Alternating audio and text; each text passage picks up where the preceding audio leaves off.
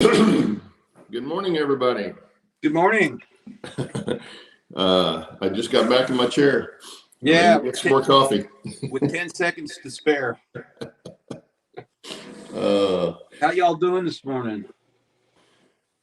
yeah, good to see everybody. Yeah, I hope everybody's doing better than me. I didn't get a lot of sleep last night. He was out swimming and watching Jaws. Yeah, well, yeah, we watched an outdoor movie with the grandkids and my daughter and her husband, and we watched Jaws. The first time I've seen Jaws in 20 years or better. Uh-oh. And sitting in the pool, and actually I was sitting in the hot tub the whole time, but yeah, I would have been too. Anyway, good to see everybody. Who all's here? Rob T-Man's here. John from Schuylkill's here. Good to see you, John. Roy Eltham's here. Good morning. Who else is here? Well, we got Lee and Bill. Lee. Yeah, Lee's here and Bill's here. Okay, Roy, you said you double dog dared me. I'm going to have to check out your video. What? Do what now? Well, Roy says I need to check out his latest video. He's triple dog dared. Triple dog. What is that? That's a challenge. Oh, excuse me. For this morning, as usual. Oh, mercy. Okay. Oh, Dwight Curley's popped in. Good morning, Dwight. Good morning, Dwight. Mercy, I may not be able to talk this morning. I'm choke to death. I'll talk. Getting old, so much fun. Are we old? Oh, Sheep Boy's here too. Well, I'm older than I used to be. I know that. Yeah. Well, you're always going to be older than I am. Yeah. My body's always telling me I'm old. I told my wife, I said, if I ever wake up and something's not hurting, I'll know I'm dead. Mm-hmm. So, oh, man. What's everybody up to? Right here in front of you. Good morning, Joe. Joe Rader's here. Good to see you guys. Yeah, we don't really have a subject for today. We had a couple of ideas. One was talking maybe about vendors and who you like and who you don't like and that kind of stuff. And Steve was talking. What was you were talking about, Steve? Priorities. How do you prioritize what you're going to do on your layout or not do? You know, what's more important? I mean, how do you look at it and go, oh, what am I going to do? And also maybe what is your favorite accomplishment on your layout and your least favorite that you wouldn't do again? That'd be the whole thing. If I stop and think about the time I've taken to build it and the money I've put into it, that's why I don't do that, because it would scare me. Well, I mean, if you look at your layout, Claude, and what just jumps out is that's your the best thing that you did that you really are proud of, which would be everything, in my opinion. Yeah, each thing has its own satisfaction. Building the mountain and painting it, I think, because I was really worried about how that was going to look when I was putting it together originally last summer. So yeah, probably for me, the mountain, of course it's the elephant in the room. You know, you can't come in that room without seeing it. So yeah, that I think, because that kind of kicked it off. The bench working stuff I knew how to do. I knew how to lay track. I knew how to do all that kind of stuff, but I wasn't real sure on the scenery. So the scenery I'm real happy with so far. Mm-hmm.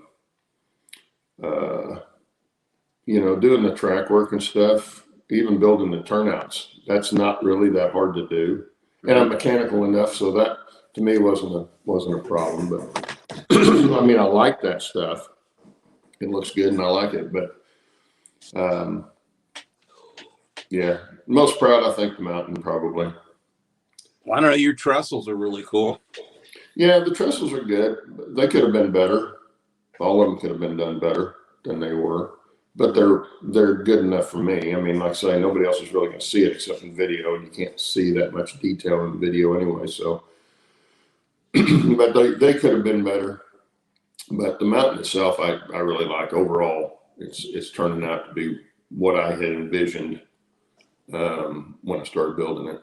And there was some stuff I screwed up on it and had to, had to go back and change or fix or whatever you want to call it. But overall, it's turned out really well. What about your layout? What's probably my engine facility, my engine terminal with the fuel racks. the part of it you never show, right? We can't on the back side of the camera. It's against the wall. And probably my least, and I like it, but it's that speeder and speeder shed that Shannon sent me that kit. I don't think I'll ever build one of those again. Never try that again, huh? That turned out really good, but it's like, man, that's a lot of work. Yeah. That's, well, it's like the Campbell's kits. All the Campbell's kits that I've built for it, they're all like that. They're all tedious. They're all Craftsman kits. So it's you don't just snap them together and throw a little paint on them. Well, I don't have the time to do all those. It'd be easier to buy them and stick them on the layout, but because I'm lazy. Well, for me, and I think for a lot of people, it's the process. It's the whole process. Is more than the finished product, because most of us are never going to get completely finished, at least not to our satisfaction. I envision finishing, but I don't think it's going to be reality. I think it'll take me too long to do that, to get to that point. So I'm just going to enjoy the process while I can. Right. Mine's upstairs, so as long as I can climb the stairs, but you never know when that's going to end. So I still think you got to get one of those little elevator chairs up your no, stairs. she's already nixed that. Yes, no, she's already nixed that. No elevator chairs on the. What about just an elevator? We just get an elevator. Just a regular elevator. Regular elevator, yeah. No, she'd probably tell me as soon as I grow wings, I can fly up there. Yeah, that could be a problem. Yeah. Oh, But yeah, that was the best thing for me. But prioritizing, enjoy it, I think, is my priority on the layout. That's what it's there for. Bernard says he's all giddy over your bridges and trestles. Well, I'm glad somebody is. And plus your backdrops. I mean, God, those. Well, the backdrops, I bought those. I didn't paint them. Yeah. I look at some of the guys that paint their stuff, and my jaw drops, because, and I could probably do it. There again, it's one of those things that's probably not as hard as it looks like it is. Mm-hmm. And a lot of that kind of stuff just takes doing it to find out that you can do it. Mm-hmm. That's the biggest hurdle I think most of us have when we're trying something new or thinking about doing something new, is we're scared of screwing it up or something like that. Well, when you're painting, most of the time, no matter what you're painting, you can just paint over it and, start again. Now, some things you can't do that with, but like a backdrop, you could just take white paint, blue paint, whatever, and roll right over it and cover it up and start again. So it's just a matter of doing it, but I didn't want to take the time to try and paint them. And I found the guy I found, Lark Products, has some really nice backdrops, and he'll manipulate them for you too. So he's one of my favorite vendors. Well, it makes your layout pop. I mean, it just gives the. Oh yeah, well, it's huge. Oh, It's gee. well, it's like the backdrop I sent you Oh, that you yeah. put on yours. You know, Right. it's amazing what difference it makes Yeah. because it gives the whole thing a feeling of depth Mhm. that you don't have if you're just looking at a Right. blank wall. Right. So, Yeah. oh, Steve Anderson's here. Good morning, Steve. Barn full of trains is here. Good morning. Good morning. Welcome.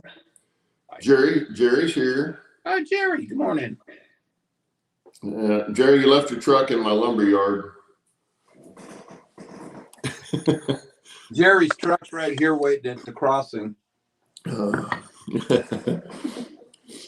Anyway, yeah, so he's one of the vendors that I really like. Some others I like. I'm trying to remember the guy's name now. See, I'm not prepared. I want to say his name's Darren at Scenery Made Easy. He's got some good products. That's where I get my fusion fiber from that I use. I get some other stuff from him. He's got trees, you know, the super trees and all that kind of stuff. If you're looking for that sort of thing, and he's a great guy to work with. I've talked to him on the phone and stuff. Then another guy is the guy from Barrett Hill Trains. He's the one that's got the touch toggles. And I've talked to him on the phone, and he's a super nice guy too. Most of the vendors are really good. If you ever have a problem, just get a hold of them on the phone. It's really the best way to work out a problem instead of emailing or something like that. But those guys, yeah, those are all some of my favorite vendors.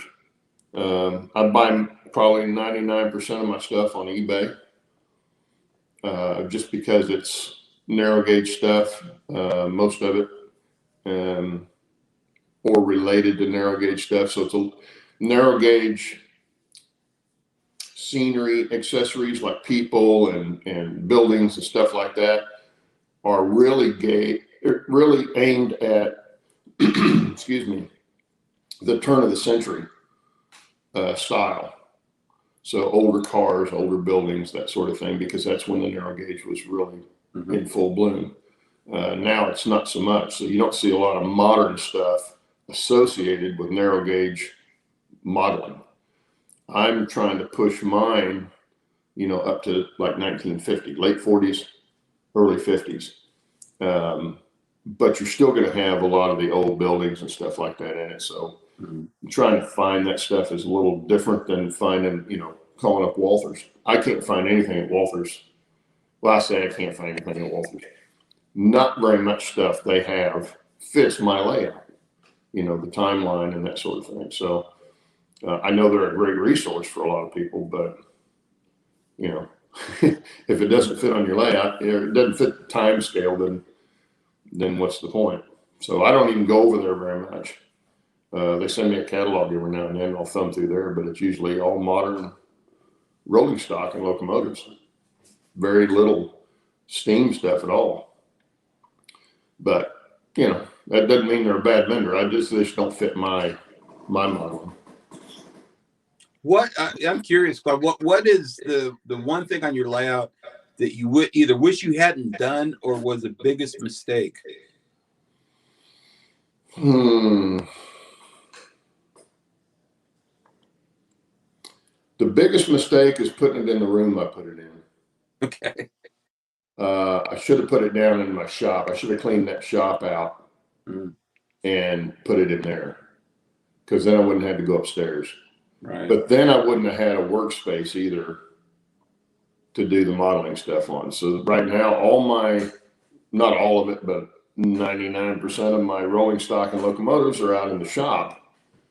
So I can detail them. Some of them are kits I got to build.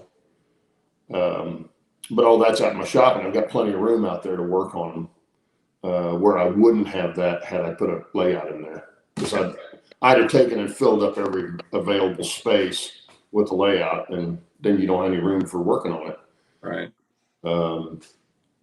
So that's probably the only thing that I regret about the whole thing is I should have put it down there, but I think it's going to be okay the way it is. But what about the layout specifically? On the layout, what? Um, Because I've thought about that. That's a good question to ask for the show. Yeah. Probably nothing because it looks so perfect. Well, I'm sure there's a bunch of little things. I can't think of anything really right offhand. Well, that's good. That's a good thing. Yeah, it is. I mean, I had that one S curve in it that I ended up having to change. Right. But that wasn't a big deal. And you had that track issue underneath your mountain, but that was just one of those. Yeah, but it was running fine before I covered it up. Right. I wouldn't have any problem with it, and then all of a sudden I was having a problem with it. But now that's fixed, so Bernard, you put in a pool elevator. They put in a pool. I put in an elevator. Well, we put in the pool because she wanted the pool. Let's put it that way. That ought to explain why I don't have an elevator going upstairs. Let's see. But yeah, has anybody else got something on their layout that you either don't like or are really proud of or something like that? So Steve Anderson, so you can find a lot of Oxford stuff is going into the 60s. Check around the different hobby shops. Most of the Roper pickups are 60s and 70s. And CMB is putting 60 and 70 trucks. Well, see, 60s and 70s is past my timeline. So try to find 40s vehicles. Very tough because they weren't manufacturing very many vehicles in the 40s until after the war was over. They were doing, a military manufacturing. So that they only have models of very many cars in the mid 40s, which is what I really need, 30s and 40s. But you don't see that. You see a lot of the transition era, which is 50s and 60s. You see a lot of those vehicles, but you don't see a lot of the earlier, the generation before that. It's really tough to find. Oxford has a bunch, and I bought a bunch from a lady that sells them on excuse me, on eBay. At the time I bought them, she had a real good deal. Buy 5 and she'd throw 1 in free. So I thought was a pretty good deal. So I got a bunch of those, but just finding vehicles in general to fit my timeline is tough. Good morning, Mike. Michael McCarville. How are you this morning? Dwight says he needs somebody to lay his track. Well, you can probably find somebody to help you with that. Whereabouts are you, Dwight? I don't know what part of the country you live in. You want to get done? You get done? You're heavy. Hey, Mr. McCarville, good to see you. You're heavy. Train nerds. Yeah, we're trained. Well, I guess that's better than a lot of things you could have called us. Drugs would have been cheaper. Yeah. Hey, what are you doing? Oh, Dwight's in Illinois. Illinois. Well, he's a ways from me, so I can't help you out too much there. What kind of track are you doing, Dwight? Are you hand laying it or flex or what? I think he's mostly flex and commercial turnouts, okay. I believe. There are some books, Dwight, on, I know Kallenbach had some years ago on laying HO track.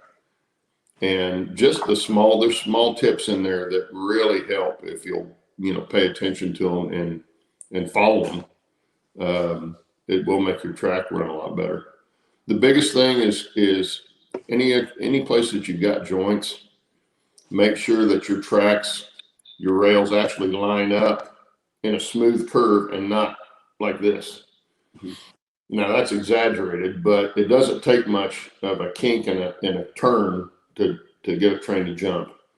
So that's one of the biggest things. The other thing is level. You know, you coming from one side and you coming from this side, make sure that these things are level and not one over the other. I've even gotten to where I've taken a small file on all my rail anymore. Every joint I file the top edge down just a little bit, not a lot, just a little bit. And I also file the inside of the head of the rail at 45, put a little bevel on it. Mhm. There again, not very much, just a little bit, but it sure makes a big difference in cars that have a problem wanting to jump off the track. Yeah. Because they won't pick that joint. Very similar to what you do on a turnout. You know, turnouts are the same way. When you got a guardrail or something, they're all beveled so that your wheel doesn't want to pick it and ride up on top of the rail. Michael says, I started building Ridgeway, started on all the small structures first. Cool. I got to get over and see some of your videos, Mike. I have been so busy. I haven't seen 10 videos, I think, in the last month and a half. But of anybody, I've just been super busy since I got back from vacation. I've probably seen half that. Yeah. But I found Michael because I was looking up building trestles when I was getting ready to build my trestles, and he had some videos on that, and that's how I found Mike. And he does much better work at building than I do. And Steve says that's why you have to use 30s for the 40s. Wheelworks and Jordan do that term. Look at the Artec vehicles.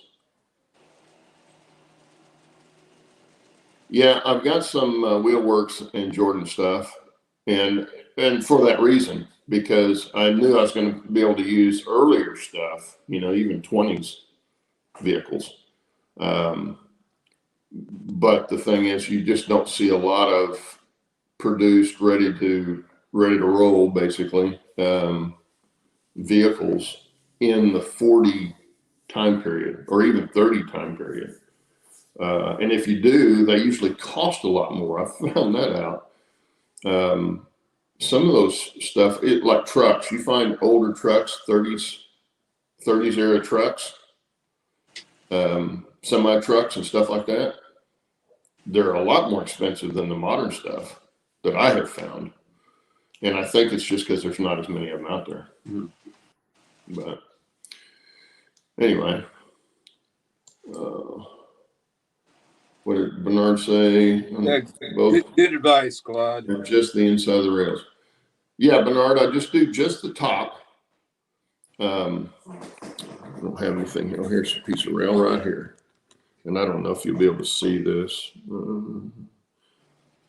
I don't have anything to point it out. Your finger over here on my shirt where you can see it. Yeah, that's not gonna work. Anyway, just the top of the rail, I just hit it a couple of times with light passes with a file, and then the inside where the flanges would run.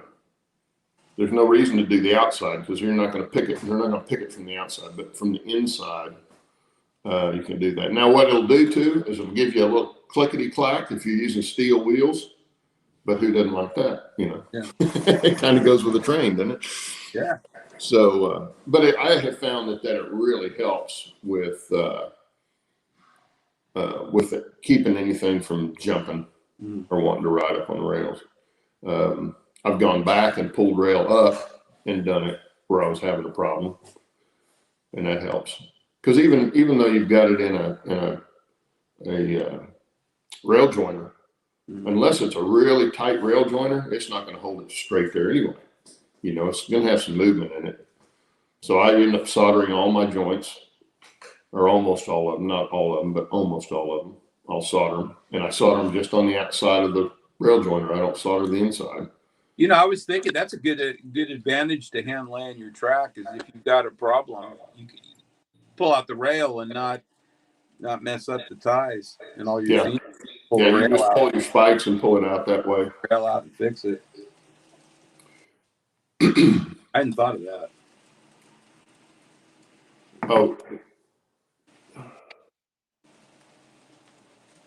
Oh, yes. Mike's got a good point here. Tangents in 3D are helpful, not just horizontal, but vertical from grades to flat areas. That is true, because you will find, and Steve can answer that or speak to this on his new steam locomotive. If you go too fast up, and you've got, say, steam locomotives where you've got a pilot up from them, they'll end up riding high on the rail before you get to where you can climb, and you'll end up not going up the rail. I had that problem right behind my stamp mill. I had a spot where it was doing that, and I didn't realize it. But the Blackstone engines would come up there and they would stop, and they were just spinning. They wouldn't go any further. And it was because it was riding, the pilot was riding on the rail, because I'd made too big a increase in slope, in grade, before to the point where it was a bow like this. And so the pilot's running up on there and just high centering basically the locomotive, and it couldn't go anywhere. Well, that's one of the reasons I don't run steam here. Because I have that problem. Yeah. Got rid of most of it because it doesn't run. Well, the problem I had in the mountain, we were talking about that for the show. I have that problem in the mountain, and that was part of the problem. Was I had made a transition. It was right where two pieces of sub road bed came together. The plywood came together, and the plywood was, if you looked at it and casually say, yeah, that's even. But if you got down to it and felt it, there was a little jump. I had actually go under there with a chisel and rake some of that plywood off so that I can make that transition smoother. And once I did that, it worked fine. So yeah, that's a big thing, is not just side to side line them up, but your grades. You got to be careful you don't get too fast. And if you don't know what tangents are on a curve, it's just the gradual ease into the curve before you get to the actual radius. We all kind of probably grew up with sectional track, that you just snap together. Well, there's no tangents in any of that. You went right from the straight right to the curve. That's kind of my objection to the Kata Unitrack, is that it looks snap tracky. Because of the curves. You just don't get the flowing curves that you would with well, I always had that, or legs. I always had that. That was one of my dislikes to O scale, because you had that Lionel free track, and all of the curves on that stuff were so sharp. And I'll go to a train show or something and see one of those layouts, because those guys that do the 10 plate kind of trains love that stuff. Well, that's great for them. But to me, it looks real toy-like, because, you've got this great big scale model train going down the track, and hits this curve that's like 4 times too sharp for what it should be, and it just makes a corner like that and goes to the next corner and makes another one. So they can almost make a square out of the track. We couldn't take a real train and do that. So that, to me, that was always kind of silly looking. But there again, that's, people like that, and if that's what they like, then there you go. Well, I imagine a lot of the draw for Lionel and O scale like that is kind of the remembering back to your childhood. Yeah. Maybe, I don't know. Yeah. Well, I had a Lionel when, that was my first train. And of course, my fondest memories were finding stuff to stick under the rails to make it go over. So, I was turning it up from the very beginning. Bernard, what did Bernard say here? When I was younger, I didn't count sheep. I counted clickety clacks to fall asleep. The ribbon rail took my ability to sleep. You know, they have things on YouTube that you could set. It's a sound of like sitting in a passenger car falling asleep, specifically to sleep. It's Oh, like riding a train. yeah. I still remember that as a kid. I was probably 6, maybe 7, Mm-hmm. going from LA to Fort Worth. And I remember being able to fall asleep real easy. Um, because it's just constant back and forth, just rocking to sleep. And then you get that sound too. I got immune to it. Oh, yeah. I would imagine you would. We're doing it all the time. Otherwise, I'd fall asleep. I had a hard enough time staying awake. Yeah, but as a casual passenger, that's Yeah. for me. That would put me to sleep real easy, and now it would really not be any problem. Well, that the rocking motion and Yeah, yeah. It's like like putting a Silver, baby in a car. like Silver Streak, the rocking of the train. That's a Yeah. good movie. So, anything else anybody would do different? What would you do different on your layout? Also, I just thought about it. What's your favorite railroad movie? Oh, there you go. I know what mine is, but there's a lot. And what's the worst?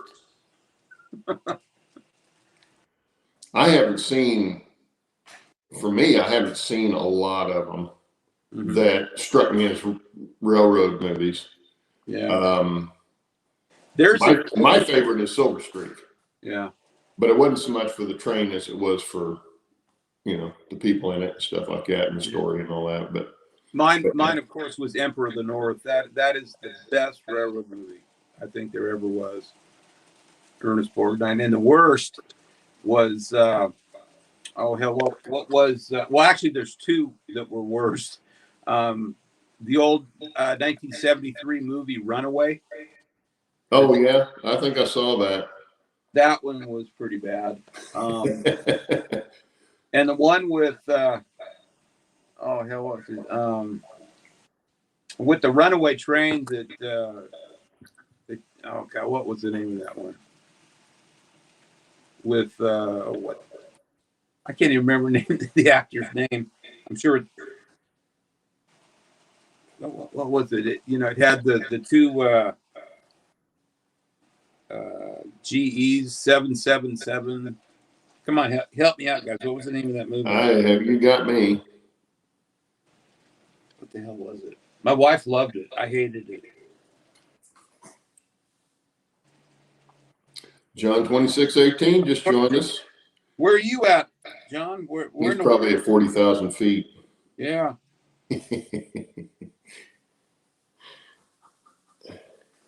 Yeah. Unstoppable. That's it. Yeah. Unstoppable. Oh God, I walked out of that movie going, "Oh my God." Yeah. Well, it seems like almost any of the train movies, there's a runaway train. Mm-hmm. That's always in there. Yeah. I think back in one of the good ones, really not a train, but they are trains, was Pelham 123. Mm-hmm. That was a good movie, but it was a subway train. Yeah. It wasn't a what you think of as a train, but there was also an old movie. It was called Danger Lights. That was pretty good. I think that was done in the early '60s. Oh, you're home, John. That's cool. Bernard says Runaway sucks. What was the one in Alaska that ran wild? Runaway Train. They called that one Runaway Train. That was a bad one too.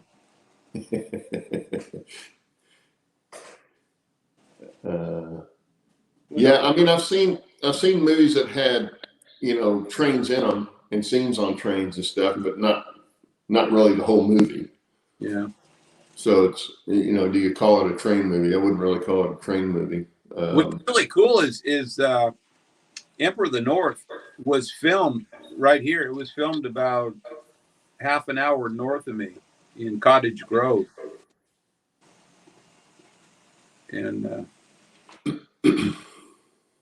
And that railroad's gone now. Yeah. The right of way is a bike path. Bernard says some of the best he's seen are clips on Death Valley days. Mm-hmm. Death Valley says days. Yeah. Gotta remember Death Valley days. My grandfather watched that all the time. What's the most photographed locomotive? Oh, Lord. All of them? No, there's one that's been in more movies and Oh, a particular locomotive. one particular locomotive, and it's still running. I know the engineers on it. It's a husband-wife team. And it's a steam train, I'm assuming. Yeah. Mm-hmm. It's on the Sierra Railroad in California. It's number 3. It's a narrow gauge? No, it's a No. 10. It's the one that they used in Back to the Future. Okay. Number 3, and it's been in Bonanza, The Big Valley, God, countless movies. Yeah. Well, that's like, there's certain areas where they'll film Mm-hmm. a lot of those too. Oh yeah. Like Emperor North being filmed up by you. Well, Butch Cassidy, Sundance Kid were filmed the scene where they're jumping in the river was actually filmed right there in Durango or just north of Durango at the High Line area. The inspiration for that movie happened right here in Ashland, Oregon. That was the last train robbery. The people actually robbed a train. It was going up the grade out of Ashland over the Siskiyou Summit down into California. And it was the D'Entremont brothers. There were 3 brothers. And that scene when they blew up the car with the gold, that's what they tried to do here. They did the same thing here, and they killed the crew. And they ended up finding them. But yeah, that whole scene was inspired by the last train robbery right here in Southern Oregon. I didn't know that. On the SP. Rob P-Man says, which one was from Petticoat Junction? Same one, number 3. Is that the one? Yeah, they filmed that in right there at the station in Jamestown, California. As a matter of fact, the water tank's still there. Yeah. There was one, it was, I believe it was a narrow gauge train that was, you remember, if you've seen the Denver and Rio Grande Western, what they call Bumblebee scheme, the black and yellow scheme. Yeah. That was actually done during the World's Fair, for the World's Fair up in Chicago. And I can't remember what year it was, but it was up in Chicago. And it was so well liked that they left it on it for a long time. And of course, then they did some movies with it too. And I can't remember which engine it is.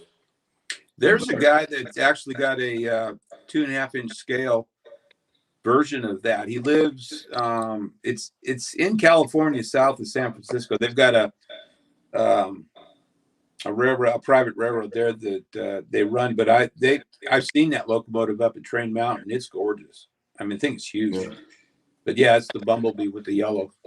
Yeah, it's a striking paint scheme for sure. Yeah. Ticket to Tomahawk. That's the movie they used that in after the World's Fair. Never heard of it. Yeah, I've heard it. It's an old Western. And of course, a lot of the old Westerns had a lot of steam engines in them. Mm-hmm. And a lot of them were the same engines they would use from movie to movie. And of course, I don't remember, was it Ticket to Tomahawk, Mike, that they ran 2 of them together? I don't remember what movie that was. But they actually took 2 steam engines, and of course, that's a one-take deal there. Yeah. And plowed them into each other. Little head on. Well, they added explosives, dynamite and stuff to them to make it a bigger explosion.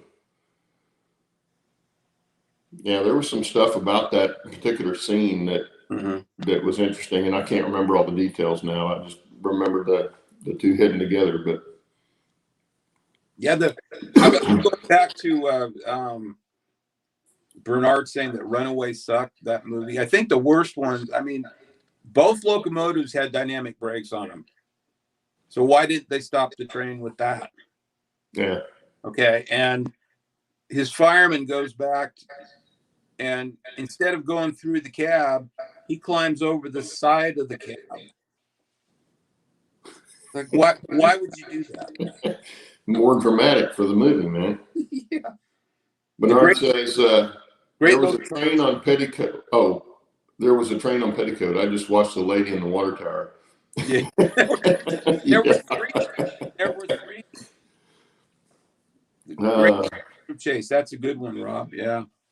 Well, did anybody ever watch the opening of the Petticoat Junction, hoping that the girls would get up just a little bit higher each time? Yeah. Anyway.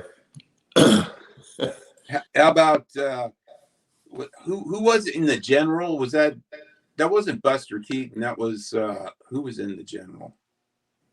The General. Oh, I'm drawing a blank again.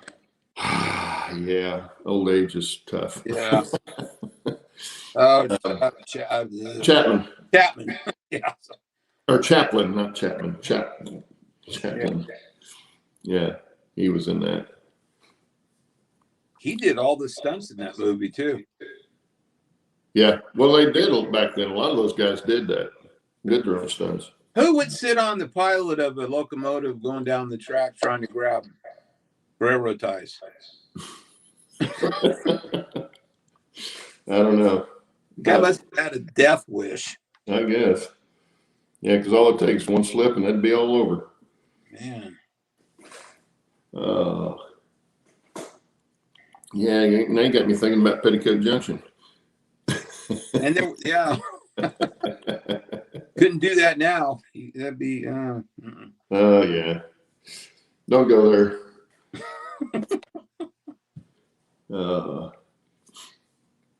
So anyway, you were saying.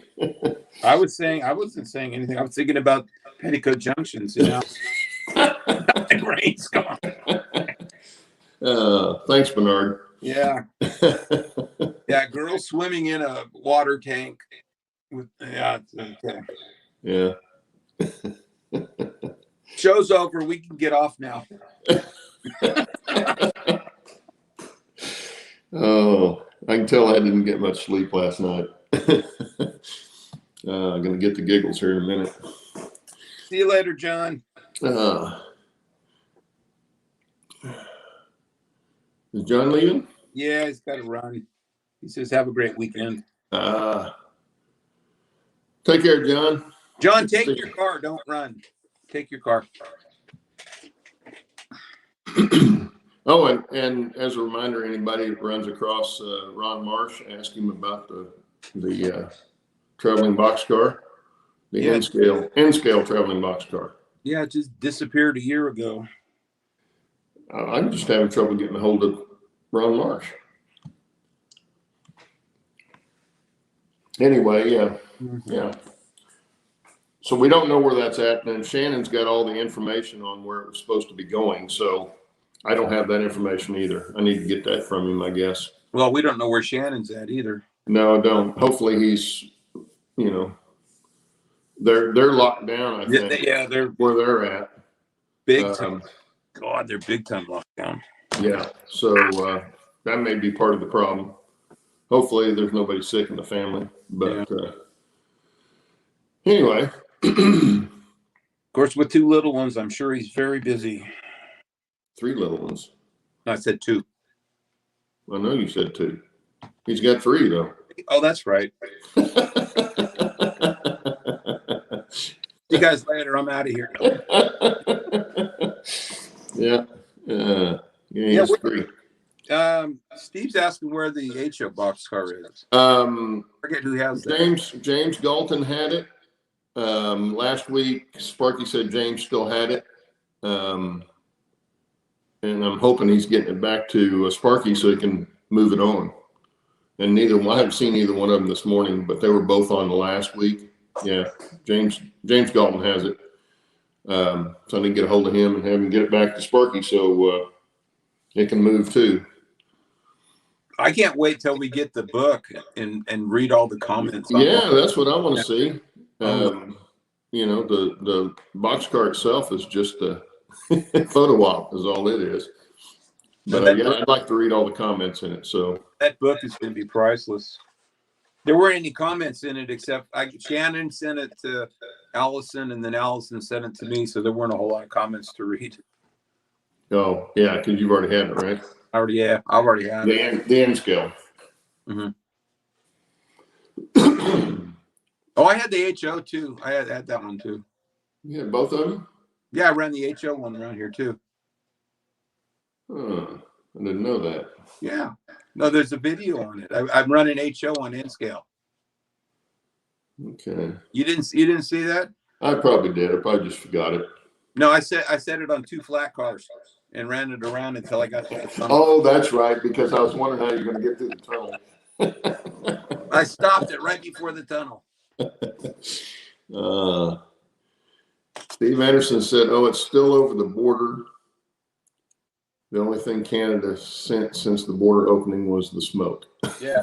Well, I think everybody in Canada should come in from the south. You can get in that way. Rob says another train movie, another old movie, the Train World War II movie. Oh, yeah. God, what was that movie? I don't. Oh, I know what he's talking about. Yeah, that was. I think Burt Lancaster was in that called. I just watched a Burt Lancaster movie the other night. We watched Airport. I hadn't seen Airport in probably 40 years, 45 years. Von Ryan's Express, yeah. Oh, I did see that one, yeah. Von Ryan's Express. Was that the name of that World War II movie? Yeah. I think it would have been, wouldn't it? Yeah. That's a good movie. Excuse me. Why would you waste your time with Airport? Airport 75 is better. Yeah, I hadn't seen, it had been forever since I'd seen Airport. Mm-hmm. And I like Dean Martin too, so. But it was funny to watch it after having seen Airplane, you know, the spoof. Yeah. There was a lot of similarities, and people think that's what they spoofed was Airport, but there was another movie, and I can't think of the name of it, that they actually almost took line for line into Airplane. Wow. Yeah. But it wasn't a well-known movie, I don't guess. But yeah, it was funny to watch that because, of course, that movie was made in 1970 or came out in 1970. And so to see all the vehicles and the control tower, you know, with all these old equipment that they had, all I could think of was the guy in Airplane doing the pterodactyl and, you know, the crazy guy in Airplane doing pterodactyl and all that stuff. I guess now I'm gonna have to watch it again. Yeah, I have to go back and watch Airplane. That was pretty funny. Anyway, yeah, you need to do that with a train. Yeah. Bridge over the River Kwai. Yeah, that had a train in it, but only at the very end. Yeah. Yeah. I think of a lot of movies that had trains in them, but like I say, they weren't about the train. Yeah. So it, you know, or didn't have the train in the movie the whole time, so it's kind of hard to call it a train movie. Well, I couldn't pick Emperor of the North. I can't pick that movie apart. I can't find really anything that wasn't true. Yeah. I mean, yeah, so I have a problem with stuff that I know something about what they're using in the movie, and when they don't do something realistically. Mm-hmm. Now, if it's a fictitious movie, I don't have near as much problem with it. Yeah. But when they show a historical background movie, like the one that comes to mind is Pearl Harbor. Yeah. They're doing the flying scenes. Now, I love the scenes in the air battle in Britain, right? Mm-hmm. Those were pretty good. And of course, the story itself was kind of hokey. But then they showed the flying scenes in Pearl Harbor, and it never would have happened like that. Yeah. you know, the fighter planes wouldn't have been down on the deck shooting stuff. They would have been flying air cover and going after airplanes on the ground at the other places. But they showed them flying, you know, chasing these guys right on the deck. Then they fly by the harbor itself in front of the ships. They got modern destroyers.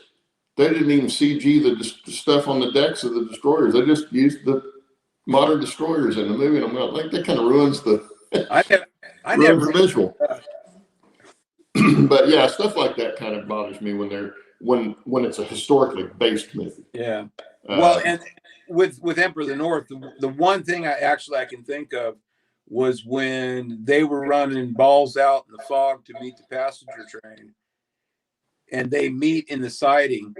The siding switch for the passenger train is already lined for the siding, so that, you know, it's like that's not going to be true. But Yeah. Or no, the freight was lined for the siding because the passenger was coming down the main. Yeah, they had the switch was already lined for the local to go in the siding. Yeah, that wouldn't happen. But see, that's what my wife is always saying. Well, most people don't know that stuff. No. And I said, well, I understand that, and that's why I have a problem with it during a historically based movie, because too many people get their history from the movies. You know, if you're portraying it as a historical event that happened, which, you know, Pearl Harbor happened, at least show it as close to what actually happened as you can. Well, and see, that was what was good about Tora, because that actually was really accurate from the Japanese side of that. Yeah. The only thing in Tora that I had an issue with, and it really, you can't really blame them because they didn't have them, were the Japanese airplanes. They only had a few that were actually Japanese airplanes. Yeah. There's only 0 that exists in the whole world. Yeah, they had a lot of American airplanes, and they painted them like the Japanese, and they did some cosmetic stuff to them, but you still had to be able to fly them. Sure. So, you know, there was only so much they could do there, but that I can let go. You know, not having the exact right airplane there is not that big a deal. Yeah. That was more about what happened. So that I didn't have as much trouble with, but some of the other stuff, you know, what people are going to say, well, in the movie Pearl Harbor, they didn't do this, that, and the other. Yeah, well, that's because they didn't pay attention to detail. Yeah, Steve Anderson. Wow, your dad was at Pearl Harbor on 16-inch guns. Wow, and the planes flew right over their position and didn't even care about them. Yep. They were going after the ships. Yeah, that was their target. Well, the target was actually the carriers, but the carriers weren't there. Yeah. Oh, Flight of the Phoenix. Yeah, that was a good movie. Joe Rader says there weren't any German tanks in the movie Patton. Oh, no. Yeah, that's true. A lot of the movies that you see, what was one we were watching? Because we watch a lot of those. We watch Band of Brothers and all those, and a lot of those tanks aren't. In fact, some of them I saw, I could easily pick them out as being British tanks. You know, they weren't even American tanks; they were British tanks that they were using, and they would kind of fix them up and paint them like a German tank, but they really weren't German. Oh, good morning. We got Eric. Watch Trains Now. I just watched your update this morning. You're an animal. Why would you want to mess with a Bachman? I got rid of mine. How are you doing? And Dave BNSF Train says his favorite is Midway, and I agree. That's another good one. Yeah, there weren't any trains in Midway though. There's no trains in Midway. Yeah, Bernard, that's true. They did use T6 Harvards for the Zeros and painted them up, and you can tell at Harvard because they had not square tip wings, but much more square than the Japanese all had round tip wings. Claude, we need a moderator to get us back on topic. Well, we're almost done. We got 5 minutes left. We're just talking about our fake movies. Mike says the Midway trains were so fake. Yeah. Oh, that was a bad one, Rob. Super Train. That was a bad show. Ooh. Super Train. I don't remember that one either. Oh, it was an old TV show. Yeah, they Yeah, had I remember that. the longest day in a bridge too far. There you go. Yeah, I've seen a lot of clips of a P-47 shooting up German steam trains, though. That's pretty cool when they hit that Yeah. border. Yeah. Steam comes shooting out. Yeah, I wouldn't want to be an engine crew in World War II. That would be a good job. No, they went after them. They wanted Pretty that. good. They wanted that Yeah. steamer gone. Yep. Oh, it's good to see everybody. Yeah, we're about done. We got about 4 minutes left, if we make it that far. Yeah. Good to see you guys today. Oh, one of these days we'll have a topic we'll stick to. But Oh, and anyway, Eric, we have a good time. At least I have a good time. I don't know about you guys, I always do. but I have a good time. And Eric, we still want you on whenever you get an internet that will let you get on the show. Is Eric here? Eric, yeah, watch Strains Now. Well, I missed him coming in. Yeah, I was just watching his update before the show. He was rebuilding a Bachmann 484. I had one that ran great. It just wouldn't pull anything. I think I could pull 3 cars with it. So I sold it. Okay, well, Bernard's got a question. When you do long sections of track, do you just solder your flex track all together and then put it on the layout? On curves. No, I don't. But I do try to offset the joints. So I would either, like on Atlas, it's real easy because one of the rails you can shove through, or used to be able to. I haven't used Atlas track in a long time. But you used to just shove it all the way out of the track, off the ties. But if you'll offset your joints, instead of putting them together like this, they're going to be, you do it like this, offset your joints so they're not right straight across from each other. And it helps keep it lined up better. But you may still have to come in, even with flex track, and put a track nail or something on the outside of the outside track to keep it from wanting to go, spread over. But yeah, I try to solder all mine, especially on curves. It does help keep them together. But no, I don't do it all and then put it on the layout. I usually do it as I'm putting it on. Thank you, puppy.